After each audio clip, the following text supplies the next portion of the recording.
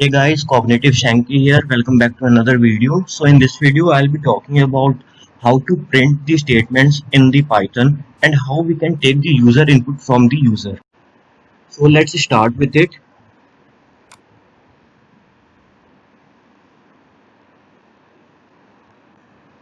So like if I have to take an input from the user, let's say what is your name, then to take the input methods are used. So let's say I have to store that variable in my name variable and I have to take input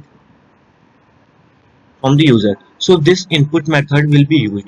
But what if I have to prompt the user with certain message? So according to the message, he can provide the input. That say what is your message? So I can pass it as a parameter to the input method. What is name? And then I have to just simply print this name. Let's just run it.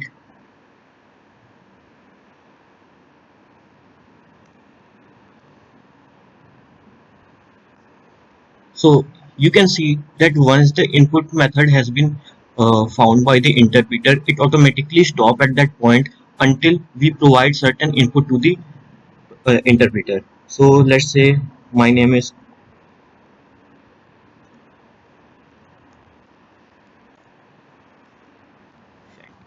So as you can see, the whatever the input I have provided that automatically stores in the name variable, and then we can use it in our program wherever we want. So another thing is, as you have seen that if I have multiple print statements, one after the other, print name, print name. So let's just run the code again. So just we provide the name. So here, as you can see that each of the print method prints the statements or the in the different lines. So by default, the ending parameter of the print method is /n, that is the line feed.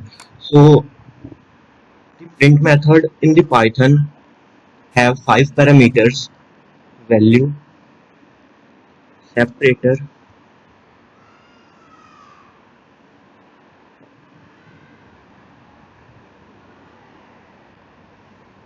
and file flush. Among these four of them are optional. That is, separator and file and flush are the optional parameter, and the value is only the mandatory field.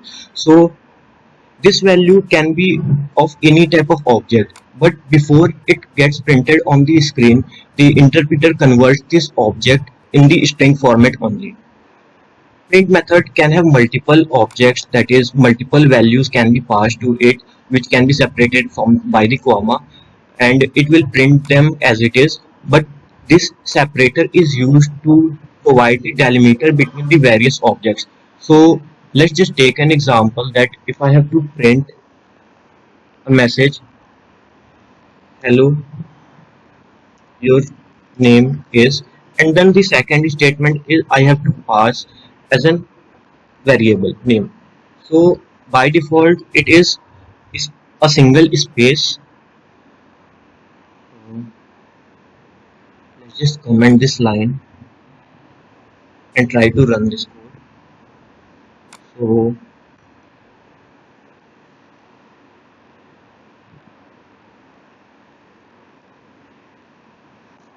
So you can see that once the hello your name is printed, a single space has been printed between the message and my variable.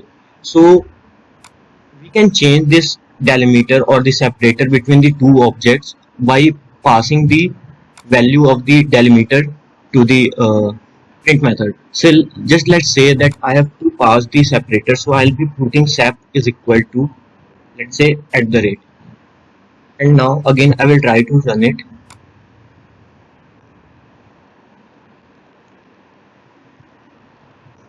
So here you can see that the space has been replaced by the at the rate. Similarly, you can provide any of the delimiter you want. Now coming to the point, the end parameter. So end parameter is used to change the default /n of the print method, that is to start the next statement from the next line. We can change it and modify it with the space or any alternative we want. So let's just say that in this statement I will be passing end is equal to a space and try to run it.